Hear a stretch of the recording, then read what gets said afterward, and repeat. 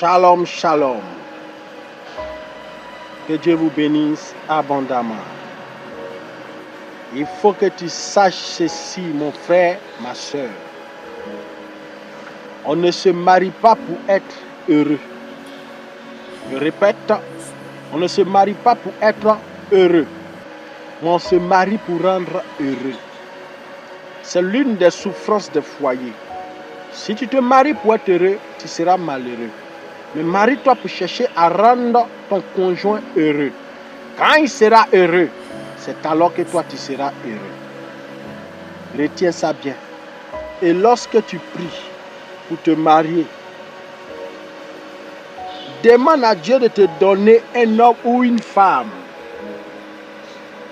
qui va te supporter. Demande à Dieu de te donner quelqu'un qui te supportera. Parce que dans le foyer, il y a beaucoup plus à supporter. Si tu n'as pas envie de supporter, ce n'est pas la peine de te marier. Parce qu'on se marie aussi pour supporter les humeurs de l'autre.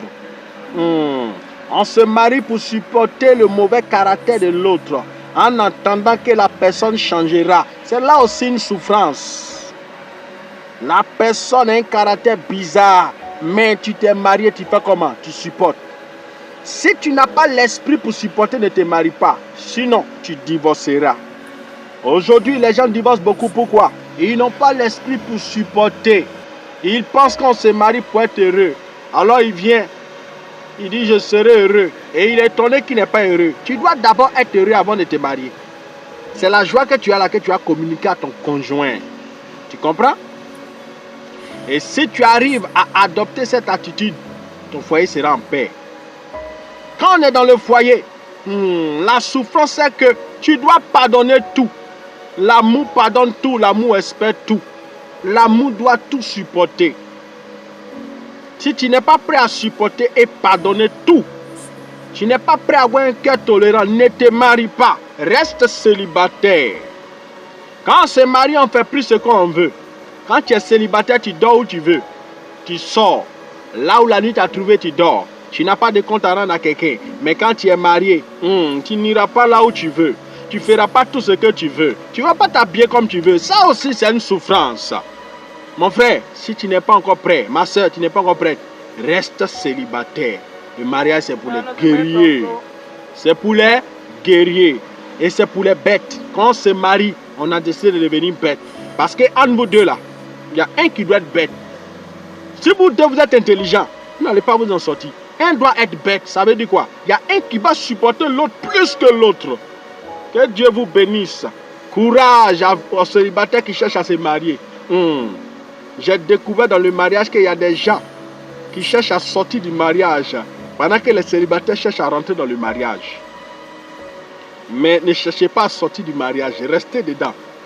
Avec le temps, vous allez finir par vous entendre. Remarquez bien, avec les années, les deux personnes, la femme et l'homme, ils commencent à se ressembler. Quand tu les regardes dans leur visage, il y a comme des personnes qui se ressemblent comme des frères. Quand vous voyez cette image, c'est qu'ils ont atteint une stature de leur vie où ils arrivent maintenant à se comprendre, à se supporter à un niveau parfait. Donc, ce qui est dans l'autre rentre dans l'autre et ce qui est dans la femme rentre dans l'homme. Ça fait maintenant qu'ils commencent à se ressembler, ça se reflète sur leur visage. Ils se comprennent maintenant. Donc, tu n'es pas prêt à supporter, reste célibataire. Le mariage, c'est pour les guerriers. Une autre souffrance encore. En réalité, le mariage, c'est une bénédiction. Et une bénédiction dans laquelle est cachée une petite souffrance. Tes enfants.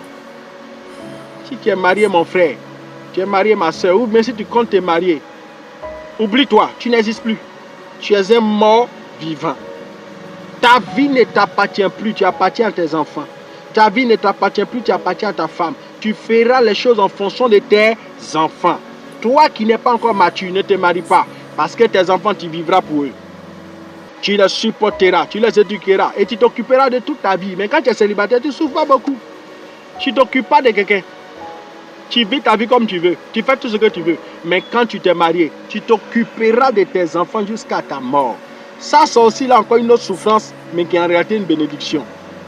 Donc, à vous tous qui voulez vous marier, mariez-vous. Soyez heureux. Mais sachez ceci, on ne se marie pas pour être heureux, on se marie pour rendre heureux. Que Dieu vous bénisse abondamment. Shalom.